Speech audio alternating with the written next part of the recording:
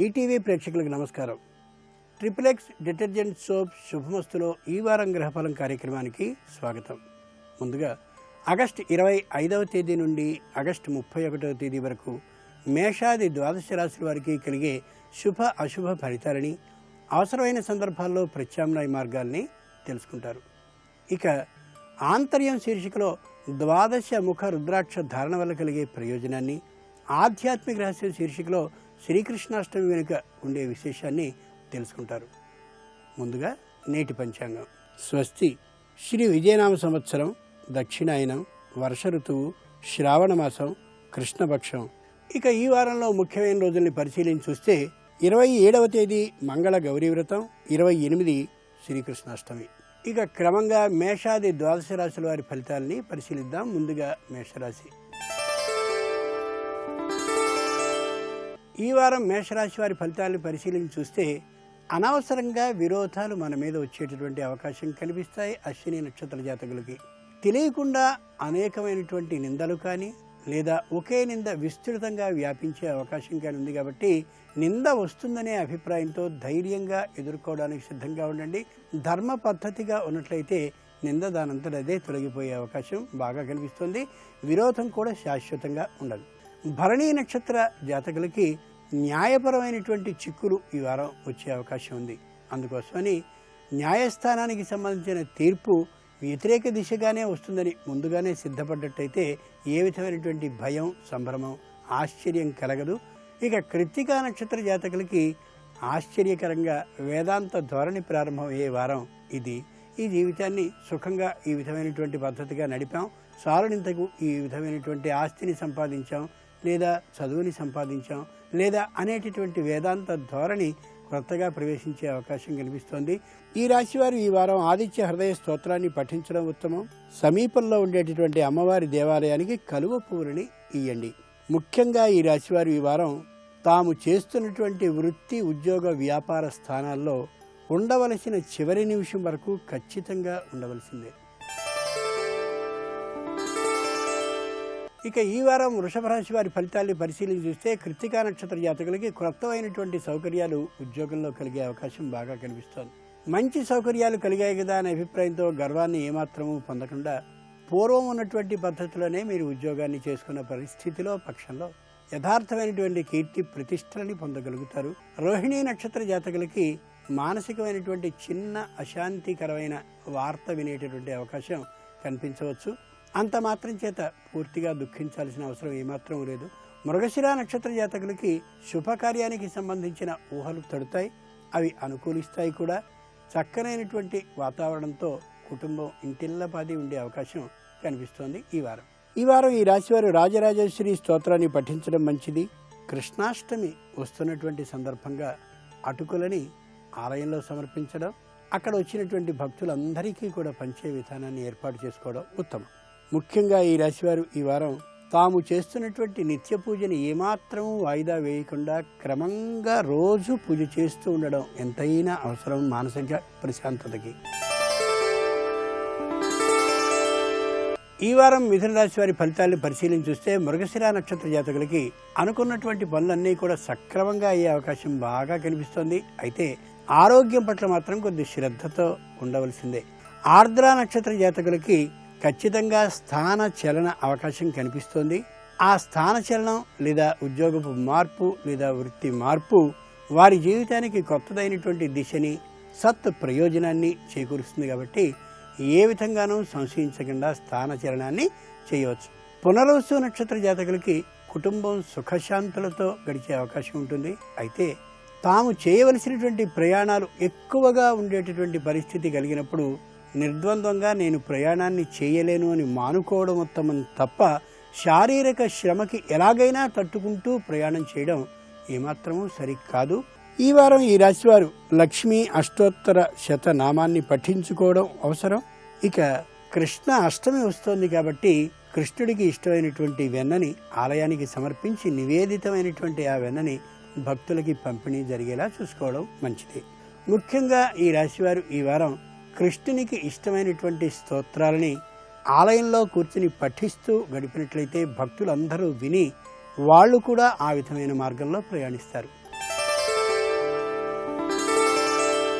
ఇక ఈ వారం కర్కాటక రాశి వారి ఫలితాలని పరిశీలన చూస్తే పునరుసు నక్షత్ర జాతకులకి రావలసిన బకాయిలన్నీ కూడా తిరిగి వస్తాయి. అయితే ఎక్కడైనా కానీ చిన్నదైన రుణాన్ని అంటే బాకీని మీరు చేసి ఉన్నట్టయితే ఆ అప్పుని తీర్చివేయడం ఉత్తమం. పుష్యమి నక్షత్ర జాతకులకి నిశ్చయంగా పనులు సానుకూలమవుతాయి. ఓ విధమైనటువంటి తేదీని ఒకదాన్ని నిర్ణయించుకుని ఆ తేదీ లోపల కార్యక్రమాలన్నింటినీ పూర్తి చేసుకునేందుకు తగిన ప్రణాళికని రచించుకోండి. మీరు ఏ పనిని చేయబోతే దానికి నిశ్చయంగా విజయం మాత్రం మీదే అవుతుంది. ఆశ్లేష నక్షత్ర జాతకులు ఒంటరిగా కాకుండా 10 మంది యొక్క ఆలోచనల్ని తీసుకుని అందరి ఆలోచనలకి అనుగుణంగా ఒక నిర్ణయానికి వచ్చి ఆ మీదటే ఏ కార్యక్రమాన్నైనా ఈ వారం కట్టుదిట్టంగా అమలు చేసుకోవాలి. ఈ వారం ఈ రాశివారు నవగ్రహ స్తోత్రాన్ని పఠించడం ఉత్తమం. బంగారు ఆభరణాలని నీటిలో వేసి ఆ నీళ్లతో లక్ష్మీదేవిని అభిషేకించడం, అలాగే కృష్ణస్వామిని కూడా అభిషేకించడం ముఖ్యంగా ఈ రాశివారు ఈ వారం కృష్ణునికి ఇష్టమైనటువంటి పేలపిండిని ఆలయంలో పంచినట్టయితే అది భక్తులకు వినియోగింపబడే అవకాశం బాగా కనిపిస్తుంది. ఇక ఈ వారం సింహరాశి వారి ఫలితాలను పరిశీలించి చూస్తే మఖా నక్షత్ర జాతకులకి ఏ విధమైనటువంటి నిరుత్సాహం ఉండదు, పరమ ధైర్యంగా ఉంటారు. కొత్త ఉద్యోగం కోసం ప్రయత్నాన్ని వడివడిగా అడుగులు వేస్తూ చేస్తారు. అది చాలా ఉత్తమం. పూర్వ ఫల్గుని నక్షత్ర జాతకులు స్థాన చలనాన్ని చేస్తే బాగుంటుందేమో అనే ఊహని మిత్రుల ద్వారానో బంధువుల ద్వారానో కలిగి ఉంటారు. ఏమాత్రం స్థాన చలనాన్ని చేయకుండా ఉన్న చోటే వ్యాపారాన్ని ఉద్యోగాన్ని బాగా పెంపొందించుకోండి. నిశ్చయంగా విజయం లభిస్తుంది. ఉన్నత పథానికి కూడా వెళ్ళగలుగుతారు. ఉత్తర ఫల్గుని నక్షత్ర జాతకులు మానసికమైనటువంటి ధైర్యాన్ని వహించండి. మానసికంగా ఏ విధంగానూ నిరుత్సాహాన్ని పొందకండి. పనులన్నీ సక్రమంగా అయ్యే అవకాశం కనిపిస్తోంది. ఈ వారం ఈ రాశివారు లక్ష్మీ నృసింహ కరావలంబ స్తోత్రాన్ని పఠించడం ఉత్తమం. వట్టి వేళ్లని ముంచినటువంటి నీటితో లక్ష్మీదేవిని అలాగే కృష్ణ విగ్రహాన్ని కూడా అభిషేకించినట్టయితే చాలా ఆనందం కలుగుతుంది. మానసిక స్థైర్యం లభిస్తుంది. ముఖ్యంగా ఈ రాశివారు ఈ వారం పురాణాలని వింటూ ఆధ్యాత్మిక గ్రంథాలని చదువుకుంటూ మనోధైర్యంతో ఉండడం అవసరం. ఇక ఈ వారం కన్యారాశి వారి ఫలితాలని పరిశీలన చూస్తే ఉత్తర ఫల్గుని నక్షత్ర జాతకులు ఆత్మీయులతో చర్చించాక మాత్రమే ఓ నిర్ణయానికి రండి తప్ప మీ ఒక్కరికి కలిగినటువంటి నిర్ణయాన్ని అమలుపరచడం సరికాదు.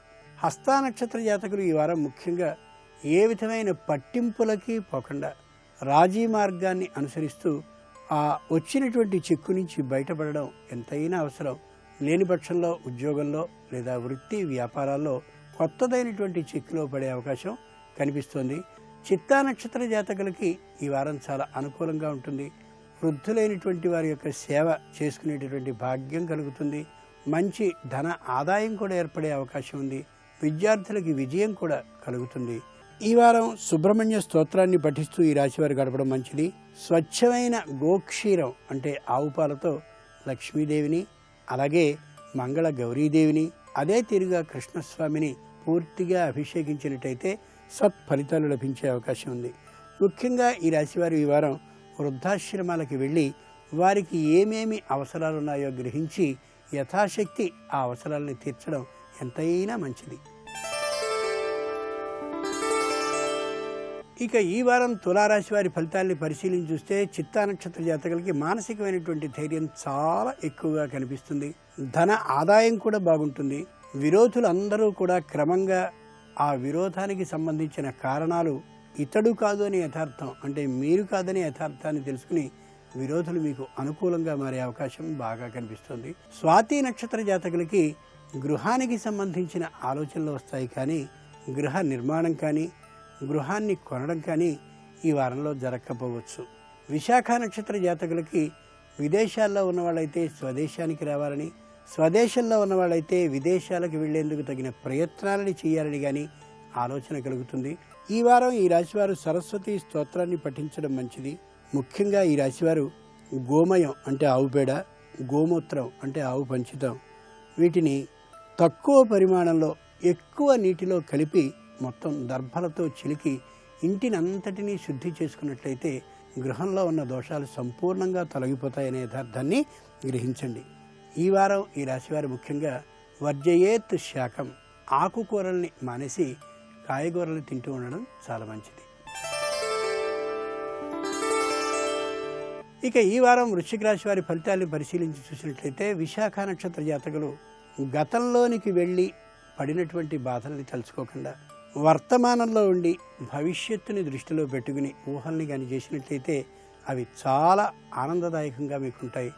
మానసికమైనటువంటి ప్రశాంతత కూడా లభించే అవకాశం ఉంటుంది. అనురాధ నక్షత్ర జాతకులు మరో ఉద్యోగాన్ని చేద్దాం దీనితో పాటు అనే ఊహని పూర్తిగా విరమించుకోండి. ఒక ఉద్యోగాన్ని చేస్తూ మరో ఉద్యోగానికి సంబంధించిన పనిని కూడా చేసినట్లయితే నిశ్చయంగా పట్టుబడే అవకాశం కనిపిస్తోంది. జ్యేష్ఠ నక్షత్ర జాతకులకి స్వచ్ఛంగా ఓ ఇంటిని కొనాలి అనే ఆలోచన బలీయంగా కలుగుతుంది. ఇల్లు కొనేటటువంటి సందర్భంలో మీ భార్యా సహకారాన్ని సంపూర్ణంగా తీసుకున్నటువంటి సందర్భంలో తీవ్రమైనటువంటి మానసికమైన ఒత్తిడికి గురవుతారనే యథార్థాన్ని ఏమాత్రమూ మర్చిపోకండి. ఈ వారం ఈ రాశివారు దుర్గా సహస్రనామాల్ని కానీ దుర్గా అష్టోత్తర నామాల్ని కానీ పఠించడం ఉత్తమం.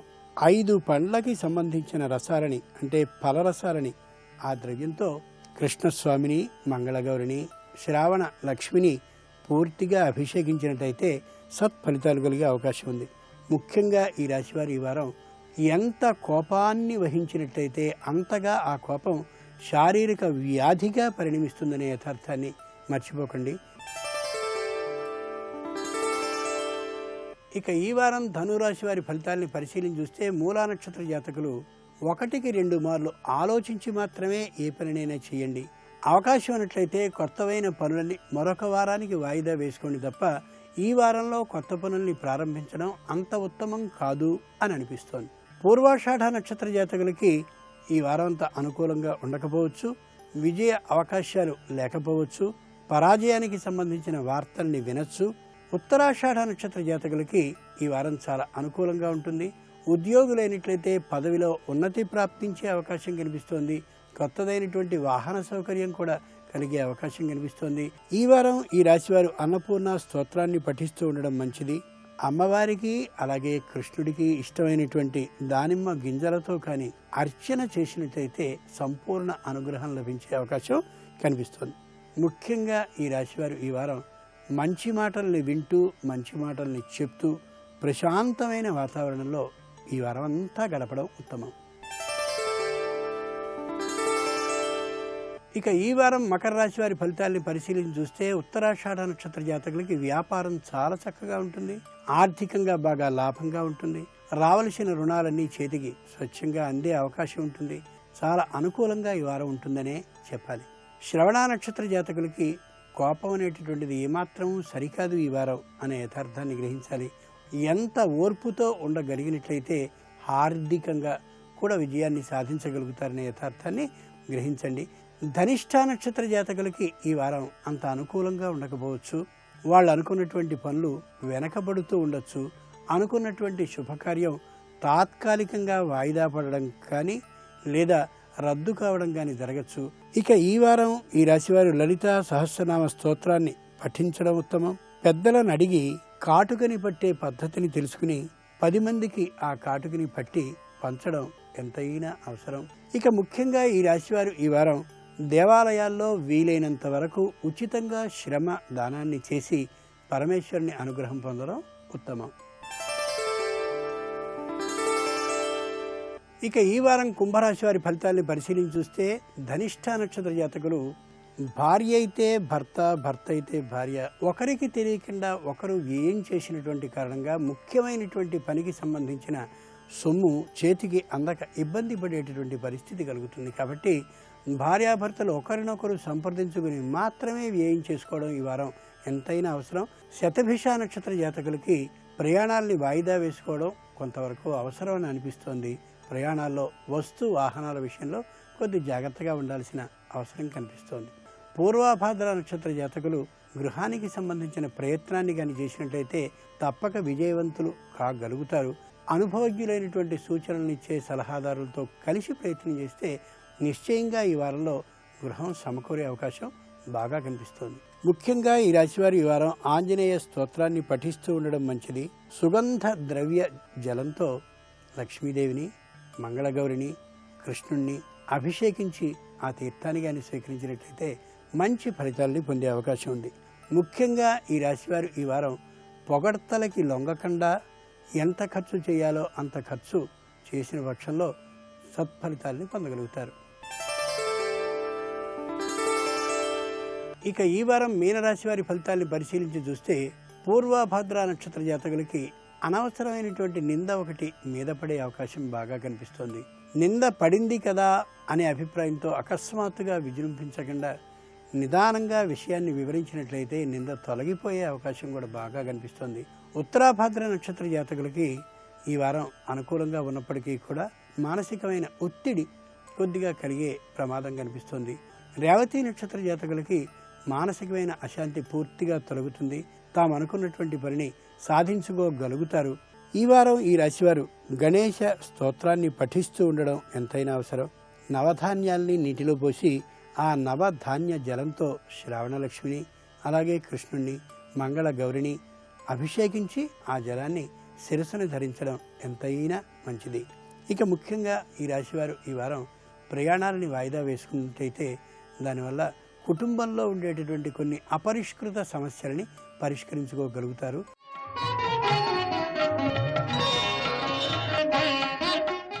ఇక ఈ వారం ఆంతర్యం శీర్షికలో ద్వాదశ ముఖ రుద్రాక్ష ధారణ వల్ల కలిగే ప్రయోజనాన్ని చూస్తే శరీరంలో ఉండేటటువంటి ద్వాదశ స్థానాలు ఏవైతే ఉన్నాయో అతి ముఖ్యమైనవి, వాటిలో అమోఘమైనటువంటి మంత్రశక్తి ప్రవేశించడానికి ఆ విధమైన ఫలితం ద్వారా శరీరం అంతా కూడా స్ఫూర్తిమంతంగా ఉండడానికి అవకాశం ఇస్తుంది ఈ రుద్రాక్ష ధారణ. ద్వాదశ స్థానాలు సూర్యునికి సంబంధించినటువంటి తేజస్సుతో నింపబడుతూ ఉంటాయి కాబట్టి ఆ సూర్య తేజ ప్రసారం ఈ ద్వాదశ గ్రంథుల మీద అలా ప్రసరిస్తూ ఉంటుంది కాబట్టి ఆ ద్వాదశ ఆదిత్య శక్తిని గ్రహించగలిగిన ద్వాదశ ముఖ రుద్రాక్ష ధారణని నమక చమక పూర్వకంగా అభిషేకం చేసిన తర్వాత ధరించినట్టయితే శరీరానికి అమోఘమైన తేజస్సు అలాగే శక్తి, దాంతోపాటు కొత్త పనిని చేయాలనే ఉత్సాహము మొదలైనవన్నీ కూడా కలుగుతాయి ధరించినటువంటి వ్యక్తికి ఆ ఒక్కరోజుకి మాత్రమే.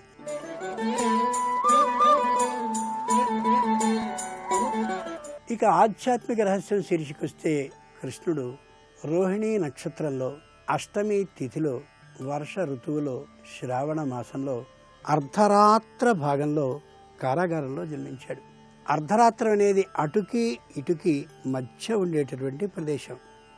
ఓ వ్యక్తి నువ్వు ఇటువైపు మరలుతావా లేక జీవితాన్ని అటువైపు సాగిస్తావా, ఆముష్మికమైనటువంటి ధోరణిలో ఉంటావా లేక ఇహలోకానికి అనుగుణంగా వెడతావా, ఇహలోక సౌఖ్యాలు కావలసినా నేను ఇయ్యగలను, పరలోక సౌఖ్యాన్ని కావాలి అని ఆశించిన ఇయ్యగలనని ఆ రెంటికి నడుమ ఉండేటటువంటి సరి అయిన అర్ధరాత్ర కాలంలో మహానుభావుడైన కృష్ణుడు కృష్ణ రూపంతో జన్మించడం కాకుండా చతుర్భుజాలని ధరించి ఆ చతుర్భుజాలకి మరో 4 భుజాలని కూడా పెట్టుకుని 8 భుజాలు కలిగిన దుర్గాదేవి యొక్క రూపంగా అతి స్పష్టంగా కనిపించాడు వసుదేవుడికి.